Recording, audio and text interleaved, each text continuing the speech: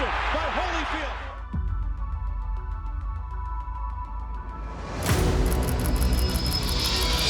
Have you ever watched a fight so intense it feels like a movie?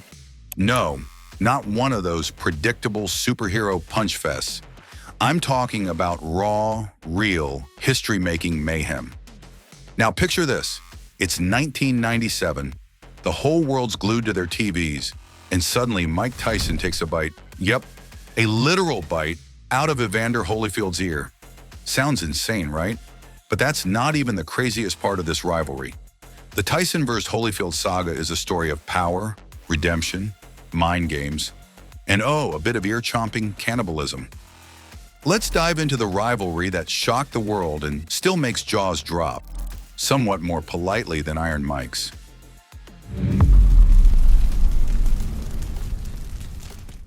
Mike Tyson and Evander Holyfield couldn't have been more different, yet their careers kept orbiting each other like two heavyweight planets on a cosmic collision course.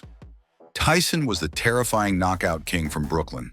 At 20, he became the youngest heavyweight champion in history, a street-hardened machine with fists like sledgehammers, and a stare that made grown men reconsider their life choices. Holyfield?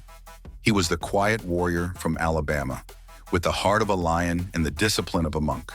He rose through the cruiserweight division and eventually bulked up to face the heavyweights.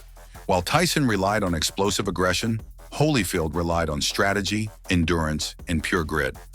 Think of it as a street brawler versus a chess-playing tank. So basically, Tyson was knock now, ask questions never, and Holyfield was float, plan, then punish. Exactly. For years, fans salivated over the thought of these two monsters in the ring. However, legal issues, losses, and fate continually pushed the fight back. Tyson went to prison in 1992, while Holyfield retired briefly due to a heart issue, and it started to seem like this clash would remain in the realm of fantasy. But destiny had other plans. Tyson came back from prison and began steamrolling opponents. Holyfield, once thought to be past his prime, was training in the shadows. The stars aligned. It was time. When the fight was finally announced in 1996, the world held its breath. This wasn't just a boxing match. It was a collision of myth and muscle, of chaos and control. Fans didn't just want punches. They wanted a story, a legacy, a defining moment. And with both fighters entering the ring carrying scars, some visible, some hidden, it was more than sport. It was redemption, rivalry, and raw theater. The buildup wasn't just hype. It was history sharpening its pen.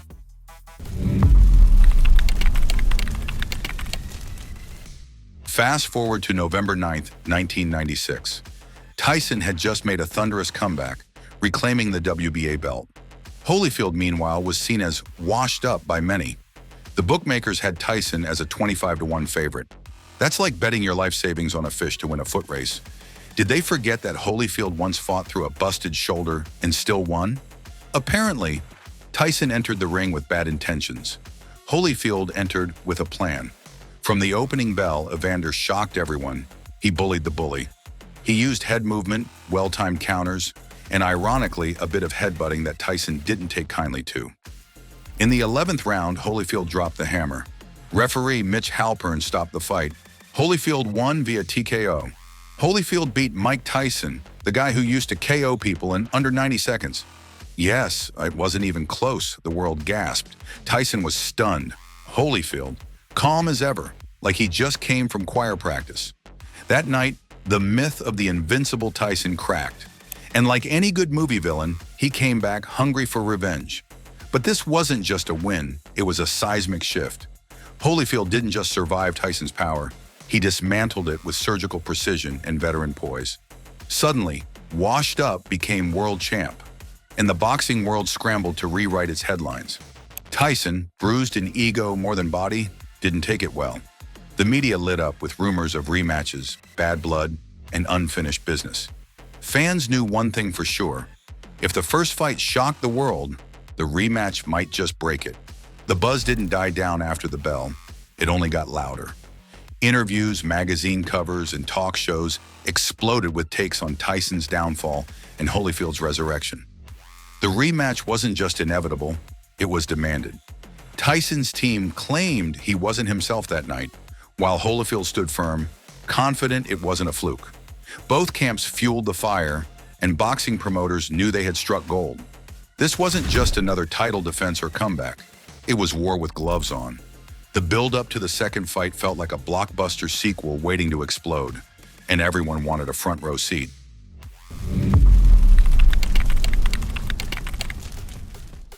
Now, for the moment that made headlines in history. June 28, 1997, Tyson versus Holyfield 2. A rematch nobody expected to go by the book, and oh boy, it didn't. The fight began tense. Tyson was aggressive but jittery. Early in the match, Holyfield's head connected with Tyson's eyebrow.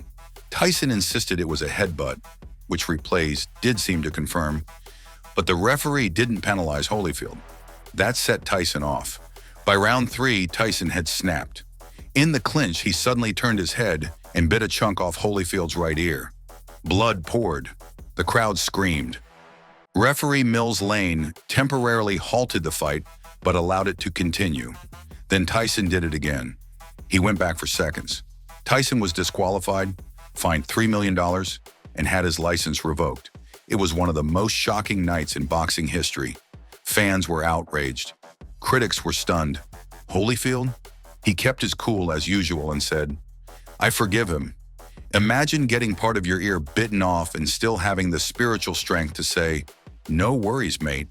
That infamous bite turned a brutal rivalry into something out of a horror movie. Tyson's meltdown wasn't just about anger.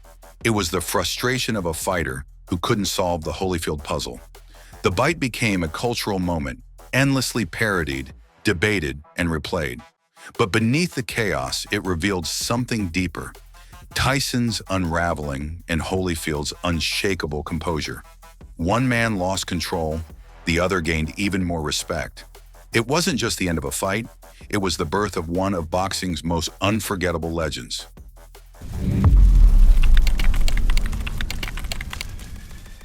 You'd think the story ends there.